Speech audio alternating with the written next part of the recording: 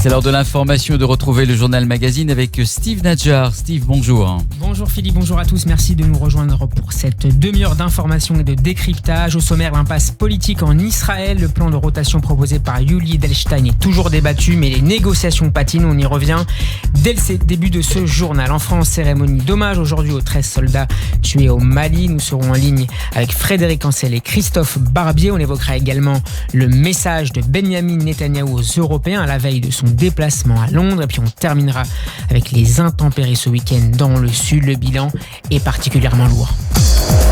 Radio J.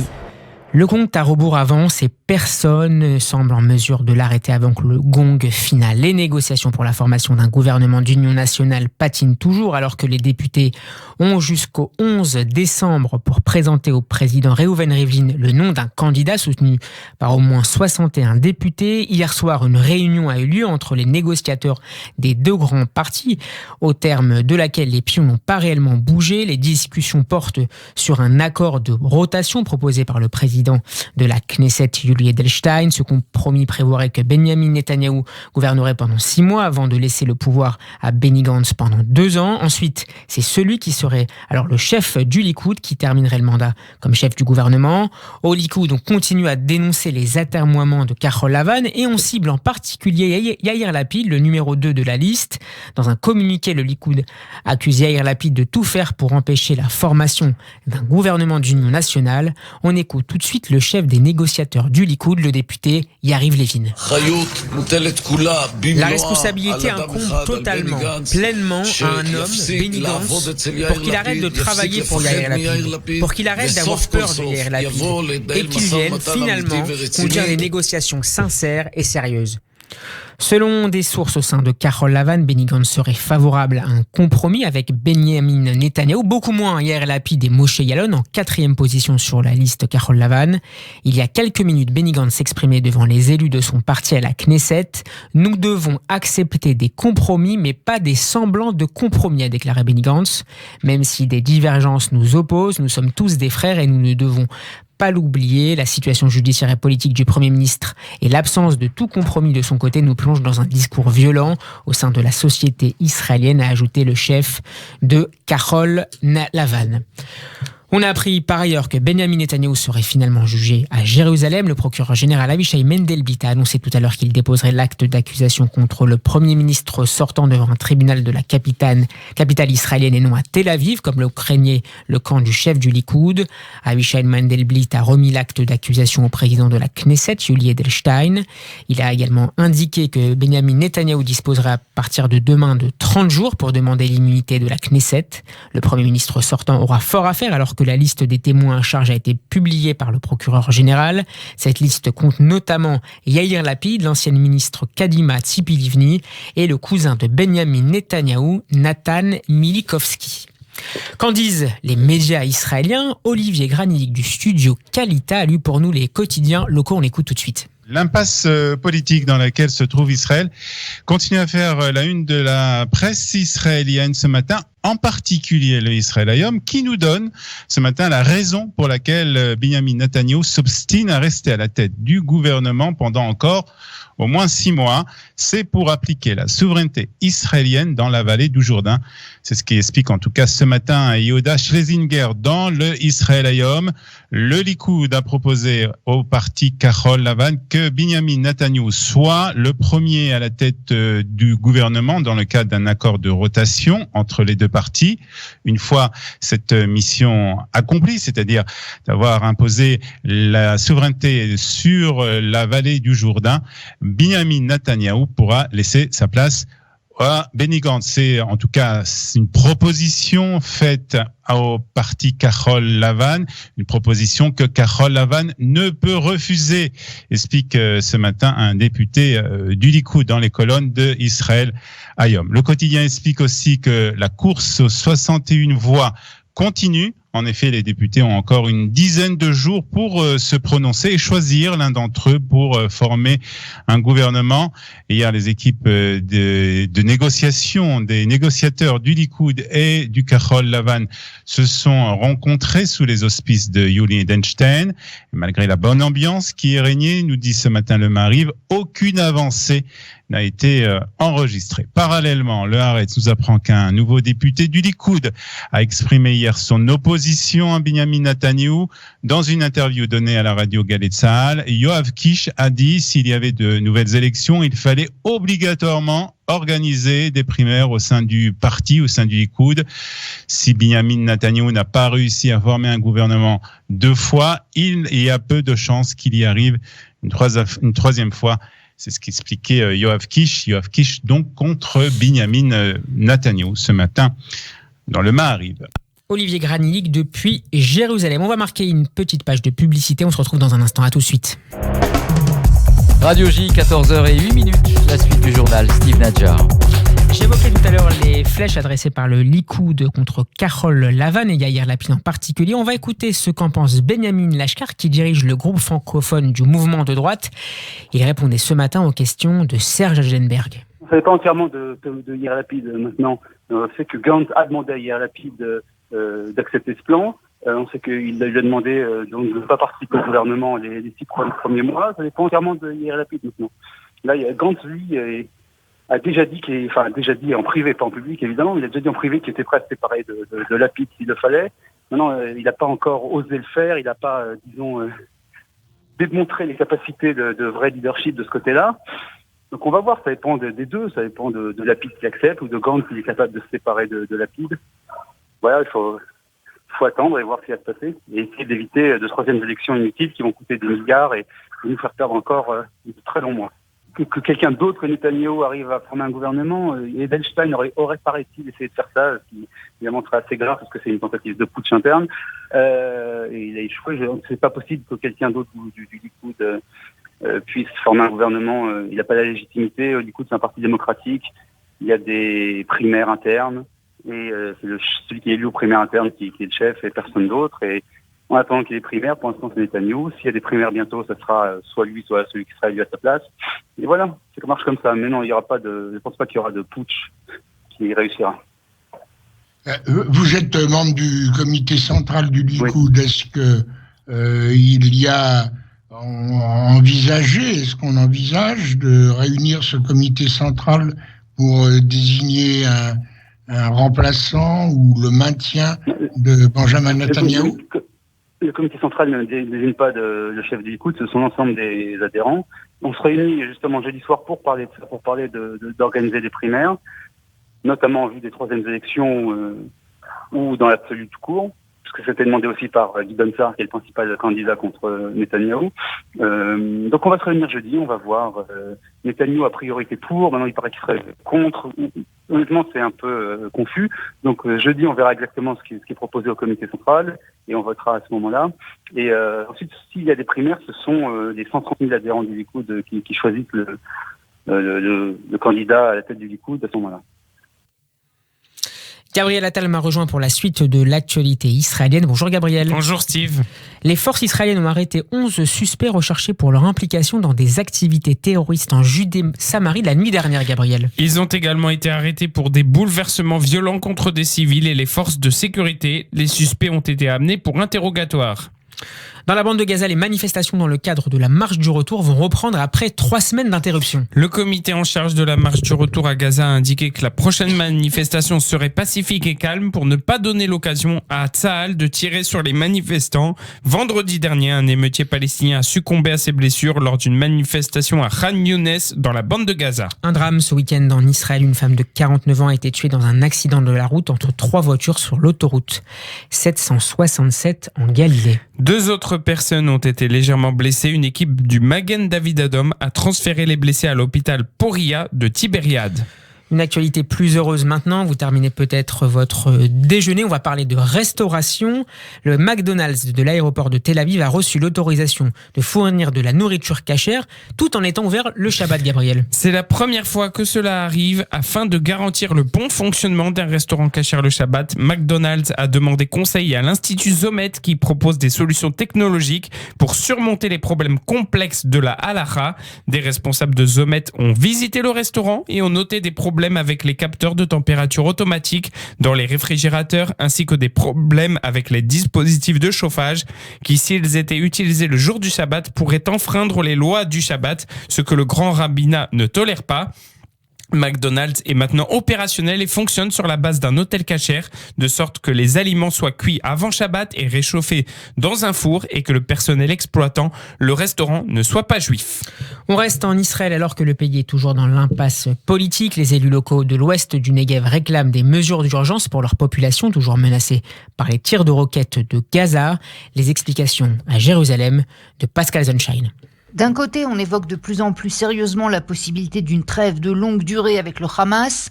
De l'autre, les habitants de l'ouest du Negev voient une réalité différente. L'opération Bordure protectrice de l'été 2014 à Gaza leur a donné un peu moins de 3 ans et demi de calme. C'est fin 2017 que les tirs de roquettes palestiniennes ont repris. En 2 ans, on a recensé plus de 2600 tirs, dont 1700 au cours de l'année écoulée. L'intensification des attaques ne fait donc aucun doute, et qu'elles émanent du Hamas ou du djihad islamique ne change rien pour la population menacée. C'est en 2001 que les terroristes palestiniens de Gaza ont tiré leur première roquette contre le territoire israélien. Elle avait visé Sderot. L'année suivante, l'ouest du Negev a essuyé 35 tirs. En 2005, après le retrait israélien de la bande de Gaza, on en recensait déjà plus d'1 millier. C'est en 2006 qu'un premier tir a visé la ville d'Ashkelon. En 2009, c'était autour d'Ashdod et de Beersheva. En 2012, Tel Aviv connaissait sa première alerte aérienne depuis la guerre du Golfe.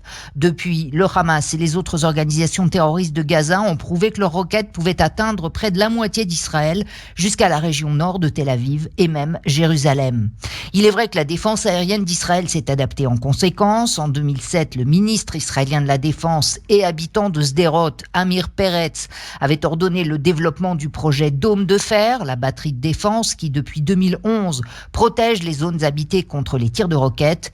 Durant les 50 jours de guerre de l'été 2014, les batteries avaient intercepté des milliers de projectiles, permettant au pays de continuer à fonctionner malgré les bombardements. Malgré son indéniable efficacité, près de 90% d'interceptions réussies à son actif, Dôme de fer ne suffit pas à rendre aux Israéliens de l'ouest du Negev un sentiment de sécurité. Si le gouvernement a investi depuis plusieurs années dans les infrastructures de protection à Sderot, c'est la ville voisine d'Ashkelon qui subit maintenant l'essentiel du feu palestinien, et elle n'y est pas préparée. Les quartiers les plus vétustes n'ont pas de pièces fortifiées dans les immeubles d'habitation. Il manque également des abris publics et des petites protections bétonnées pour permettre aux piétons et aux automobilistes de se mettre à couvert pendant les alertes. Et Ashkelon ne dispose toujours pas de centre municipal de soutien psychologique, alors que la ville a subi près de 500 attaques depuis 1 an. Les élus locaux de l'ouest du Negev se sont adressés au gouvernement pour réclamer un renforcement de la sécurité de leurs administrés, et en particulier celle des enfants. Ils ont aussi appelé l'ensemble de la classe politique à s'entendre enfin sur la formation d'une coalition, parce que les habitants du sud d'Israël attendent aussi de savoir quel sera leur avenir. En France, Emmanuel Macron présidera cet après-midi aux Invalides un hommage national ouvert au public en l'honneur des 13 militaires morts au Mali la semaine dernière. Le président malien Ibrahim Boubacar Keïta sera présent. La cérémonie se déroulera de 15h à 17h devant 2500 personnes. La mort de ces 13 soldats a également relancé les questions autour de l'engagement français au Sahel, où la situation sécuritaire ne cesse de s'aggraver. La France insoumise de Jean-Luc Mélenchon réclame ouvertement le retour des troupes. Des centaines de personnes se pressaient déjà ce matin sur le pont Alexandre III à Paris pour assister au passage des 13 corps en route vers l'hôtel des Invalides. Bonjour Frédéric Ancel. Bonjour. Merci d'intervenir en direct sur Radio J. Vous êtes géopolitologue, maître de conférences à Sciences Po Paris. Votre dernier livre, Mon dictionnaire géopolitique, vient de paraître dans une édition augmentée aux presses universitaires de France. En 2016, Frédéric Ancel, vous aviez publié avec François Tual une géopolitique de la nation France. On connaît l'importance de Tsahal dans l'imaginaire collectif israélien. Quelle place tiennent les soldats dans l'imaginaire collectif français ? C'est un rôle très important. C'est un poids et un rôle très très important, simplement parce que le royaume capétien qui se crée à la fin du Xe siècle, donc qui est l'un des plus anciens États et les plus centralisés du monde, c'est toujours vu comme un royaume nécessairement porté à s'étendre. et éventuellement à s'étendre au détriment évidemment des duchés, des comtés, des baronnies, d'autres États, d'empires, etc. Ça a été vrai aussi pour les deux empires. Ça a été vrai dans une certaine mesure pour les républiques, et notamment la troisième. Et si vous voulez, le poids, la passion, le souvenir, la mémoire, l'organisation militaire en France, c'est pas quelques années ou quelques décennies, c'est de très très longs siècles. Ça, c'est la première chose. Et puis la deuxième chose, c'est cette vraie sympathie qu'ont les Français pour la posture de puissance, pour la posture qu'on qualifie de gaulienne, mais qui en réalité peut remonter à au moins Richelieu. La France est une puissance. Les Français l'apprécient comme ça. Et c'est l'armée qui incarne cette puissance ? Bien sûr, et l'armée, bien sûr, est l'un des instruments de cette puissance. Et regardez à quel point le défilé du 14 juillet est un moment très apprécié de beaucoup de Français. Regardez à quel point le nombre d'ouvrages consacrés à des grands militaires français ou à des batailles sont des bouquins qui en général marchent bien. Enfin, il y a beaucoup de critères de ce type-là. Regardez les noms de nos rues qui sont pleines de généraux, de maréchaux, etc. Donc oui, jusqu'à aujourd'hui, c'est quelque chose. L'armée tient, les soldats et l'armée tiennent un rôle très important en France, oui. Frédéric Ancel, la France était intervenue début 2013 sous François Hollande pour éviter la prise de la capitale malienne Bamako par les djihadistes. La mission était accomplie. Quels sont aujourd'hui les objectifs de l'armée française dans le pays et plus largement au Sahel ? Alors, ça c'est la question piège, la question centrale. Je dirais que aujourd'hui l'objectif fondamental, c'est que les djihadistes ne s'emparent d'aucune capitale et d'aucune ville importante du Sahel. Alors, ça peut paraître minimaliste, dit comme ça, mais alors vous avez raison d'avoir rappelé que la mission a été accomplie puisque Bamako n'a pas été capturé par les djihadistes en 2013, mais depuis ils progressent dans un certain nombre de zones malheureusement, mais en tout cas ils ne se sont pas emparés de villes importantes.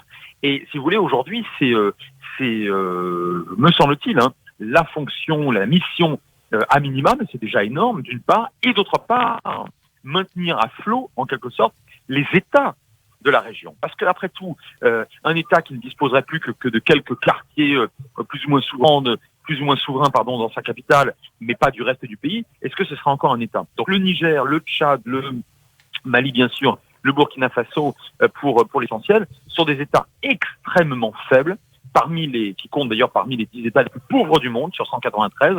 Et je dois dire que, à mon sens, aujourd'hui, l'armée française contribue aussi, peut-être même assez largement, à faire en sorte que ces États tiennent debout. Autrement dit, on pourrait craindre un effondrement de ces États presque défaillants, peut-être, en cas de retrait des troupes françaises ? Je le crains pour le Mali. Je le crains potentiellement pour le Niger et pour le Burkina, pas pour le Tchad. C'est une situation un peu différente où le président tient ses troupes, c'est sur les troupes claniques et tribales. Donc là, globalement, ce sont des soldats, les Agawas sont de redoutables soldats qui tiennent bien le pays. Bon, en revanche, les autres pays du Sahel, oui, bien sûr, je le redoute. C'est un risque. Comment l'armée française est perçue sur le terrain par les locaux ? Alors, ça c'est toujours le problème. Il n'y a pas beaucoup de sondages sur le terrain, il n'y a pas d'élections liées évidemment à cette présence. Les soldats français ont manifestement été très bien accueillis en 2013 au Mali, après les horreurs, les exactions des djihadistes, qui d'ailleurs n'étaient absolument pas maliens pour l'essentiel, qui venaient de l'étranger, et notamment de la zone arabe, alors que là on a affaire à des pays qui ne sont pas arabes. Ce sont des pays sahéliens, musulmans, mais majoritairement non arabes. Bon. Et là, il y a eu ces derniers mois des manifestations hostiles. Mais alors, vous voyez, le problème est de savoir combien sont ces gens-là, est-ce qu'ils sont manipulés, qu'est-ce qu'ils représentent, qu'est-ce qu'ils veulent, qu'est-ce qu'ils voudraient à la place des Français, est-ce que derrière, on n'a pas les frères musulmans avec de la propagande qatari ou turque ? C'est difficile à établir finalement. Pardon ? C'est très difficile à établir finalement.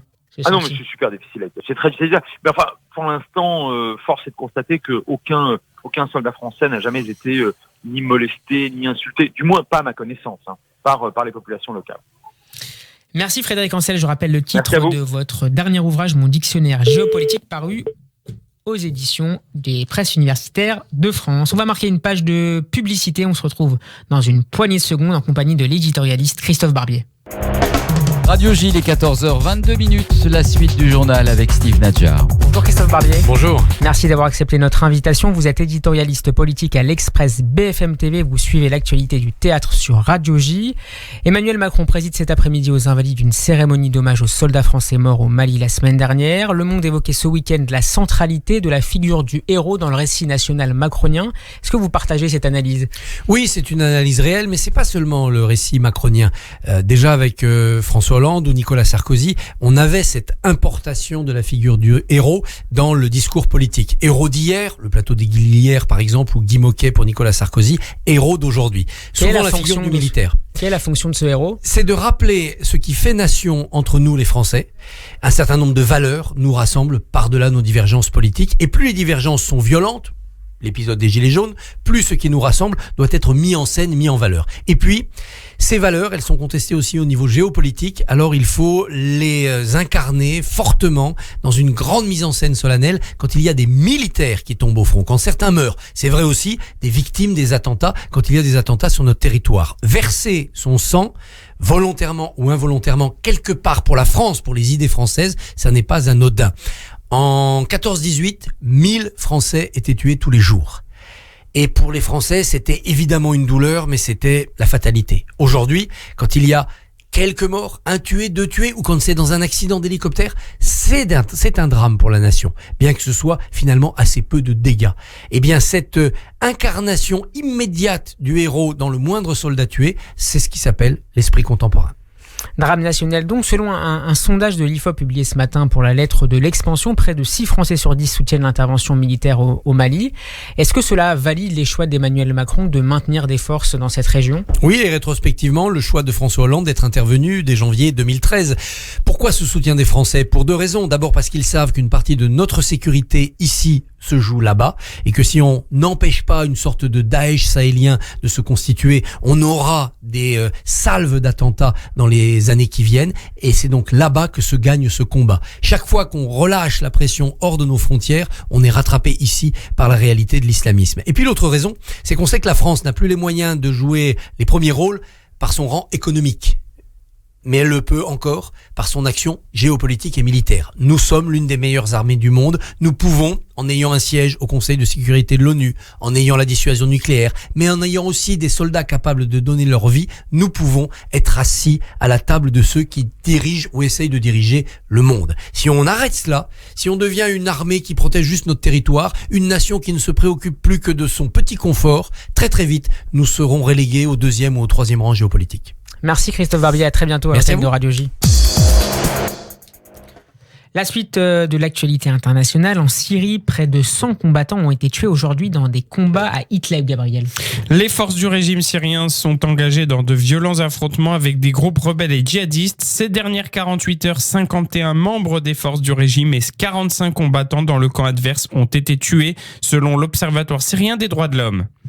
Le maire de la ville belge d'Alost a annoncé hier le retrait de la liste du patrimoine de l'humanité de l'UNESCO de son carnaval annuel accusé d'antisémitisme. La polémique avait surgi en mars dernier lorsque le maire d'Alost, Christophe Daz, avait défendu un charge de carnaval représentant des juifs orthodoxes au nez crochu, entourés de rats et juchés sur des sacs d'argent. La scène avait suscité un tollé de l'Union européenne et d'organisations juives, les autorités locales défendant pour leur part un rituel de transgression permettant de rire de tout. Le musée d'Auschwitz-Birkenau critique hier Amazon pour la mise en vente de décorations de Noël comprenant des images de l'ancien camp de concentration, Gabriel. Vendre des décorations de Noël avec des images d'Auschwitz ne semble pas approprié, a déclaré le musée sur son compte Twitter, en publiant des images d'articles ornés de photos de rails et de baraques du camp. Il a demandé à Amazon de les enlever de son catalogue. Auschwitz sur un ouvre-bouteille, c'est plutôt troublant et irrespectueux, a encore tweeté le musée en anglais. Il a ensuite publié un autre message indiquant qu'apparemment Amazon avait déjà enlevé les produits critiqués, puis un troisième disant qu'il en a encore découvert d'autres. Le compte a ensuite posté un article du New York Times indiquant qu'Amazon avait retiré les objets en question. On change complètement de registre avec ce survivant de l'attentat de 2008 en Inde qui a célébré sa bar mitzvah. C'est votre jolie histoire du jour, Gabriel. Moshe Tzvi Holtzberg a reçu les félicitations du Premier ministre indien Narendra Modi, lui écrivant une lettre, et du Premier ministre israélien Benjamin Netanyahou par vidéo. Pour rappel, en novembre 2008, le groupe terroriste pakistanais Lashkar et Tabiba a perpétré 12 attentats à Mumbai en 4 jours, tuant 165 personnes et en blessant plus de 300. 2 terroristes ont visé la maison Chabad à Mumbai, tenant 8 juifs en otage et les tuant. 2 d'entre eux étaient les parents de Moshe, le rabbin Gavriel et Rivka Holtzberg, les émissaires du Chabad à Mumbai. Rivka était enceinte de 5 mois à l'époque. Sandra Samuel, la nounou de Moshe Holtzberg, a sauvé la vie de l'enfant de 2 ans en sortant du bâtiment, le tenant après l'avoir trouvé à côté de ses parents immobiles. La vie reprend ses droits. Mazel Tov à ce jeune garçon indien. Benjamin Netanyahou doit se rendre demain à Londres pour rencontrer le secrétaire d'État américain Pompeo. Des discussions en marge du sommet des dirigeants de l'OTAN. Benjamin Netanyahou devrait également s'entretenir dans la capitale britannique avec la chancelière allemande Angela Merkel et le président français Emmanuel Macron. Hier, le Premier ministre israélien évoquait le dossier iranien avec Donald Trump et il a posté un message destiné à certains États européens. On écoute tout de suite Benjamin Netanyahou. Alors que des personnes au Moyen-Orient se lèvent courageusement contre l'Iran et ses partisans, on assiste à une chose absurde. Alors que tout cela a lieu, des États en Europe s'emploient à contourner les sanctions américaines contre l'Iran. Alors que le régime iranien tue son propre peuple, les États européens s'empressent de supporter ce régime très meurtrier. Alors que l'Iran bombarde les installations pétrolières de l'Arabie Saoudite, alors que l'Iran s'active à enrichir de l'uranium pour ses armes nucléaires, les États européens s'empressent d'apaiser l'Iran avec encore davantage de concessions. Ces États européens devraient avoir honte d'eux-mêmes. N'ont-ils rien appris de l'histoire ? Apparemment non. Ils permettent à un État fanatique terroriste de développer des armes nucléaires et des missiles balistiques, conduisant ainsi à une catastrophe pour eux et pour tous. Il est temps maintenant de changer de cap. Il est temps maintenant de durcir les pressions contre l'Iran et non de les alléger. Il est temps maintenant de rejoindre les États-Unis et d'augmenter les sanctions contre l'Iran. À ceux qui privilégient l'apaisement à l'égard de l'Iran, je dis ceci. L'histoire et votre propre peuple vous jugeront sévèrement.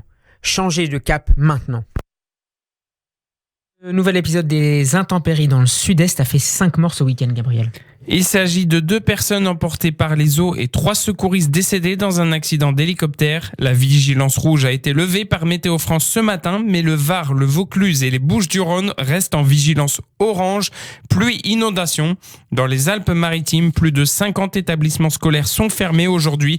Il n'y a pas de transport scolaire à Cannes, Mandelieu et Pégomas. Un mot de politique pour terminer avec cette proposition de résolution qui tend à définir l'antisémitisme. Elle sera présentée demain par le député La République En Marche, Sylvain Maillard. Et cette proposition de loi divise la majorité. Elle n'a été signée que par un tiers du groupe La République En Marche et fait l'objet de vives critiques. Plusieurs associations appellent ainsi les députés à rejeter ce texte. Un rassemblement a lieu aujourd'hui devant l'Assemblée nationale durant lequel plusieurs organisations se rassemblent pour faire valoir leur point de vue. Un collectif de 127 intellectuels juifs du monde entier appelle également dans une tribune au Monde les députés français à ne pas apporter leur soutien à ce texte. Les opposants à la résolution pointent notamment un passage qui assimile certaines positions antisionistes à de l'antisémitisme. Les actes antisionistes peuvent parfois occulter des réalités antisémites, critiquer l'existence même d'Israël en ce qu'elle constitue une collectivité composée de citoyens juifs revient à exprimer une haine à l'égard de la communauté juive dans son ensemble. De telles dérives font de plus en plus de l'antisionisme une des formes contemporaines de l'antisémitisme. Pour reprendre les mots du président de la République Emmanuel Macron, pointer de telles dérives n'empêche par ailleurs aucunement la libre critique de la politique et des prises de position des gouvernements israéliens, peut-on lire dans le texte disponible sur le site de l'Assemblée nationale. Merci Gabriel Attal. C'est la fin de cette édition largement consacrée à la situation politique en Israël, à l'hommage rendu cet après-midi aux invalides, aux soldats morts la semaine dernière au Mali. Prochain retour de l'information sur Radio J à 15h. Merci de votre fidélité et bon après-midi à tous.